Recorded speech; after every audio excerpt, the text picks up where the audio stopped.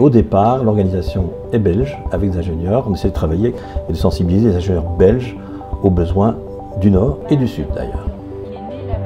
Ingénieurs sans frontières est composé de deux pôles d'action, un qui est celui des missions d'appui et l'autre qui est justement celui de l'éducation à la citoyenneté mondiale.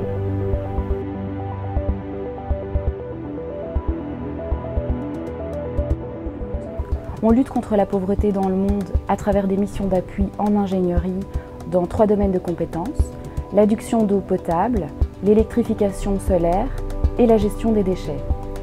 Donc je reçois les demandes des pays du Sud et après nous les traitons entre nous. On les appuie au niveau de l'outil. Je suis le responsable du projet FACOFI.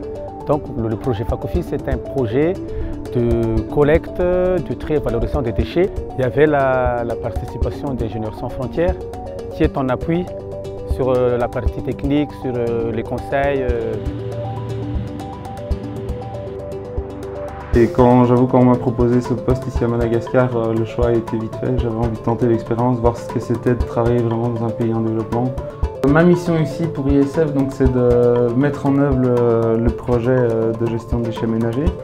On met en place aussi un site de traitement des déchets qui permet d'accueillir les déchets, de les traiter, de valoriser une partie, par exemple tout ce qui est partie matière organique, on produit du compost.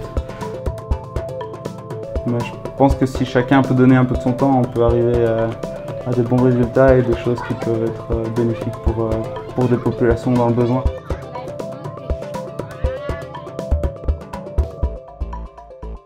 Et donc dans la partie éducation à la citoyenneté mondiale, chez Ingénieurs sans frontières, on essaye vraiment de pousser la réflexion des ingénieurs par rapport à leur métier et l'impact que celui-ci a sur le monde, sur l'environnement, sur la société.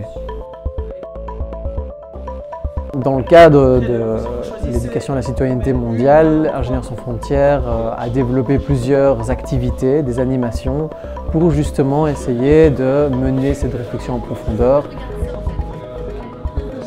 Ingesol est une des activités phares de l'année en termes d'éducation à la citoyenneté mondiale, où pendant un week-end, on pousse la réflexion sur la solidarité, sur la place de l'ingénieur dans la société et ce qu'il veut y apporter finalement.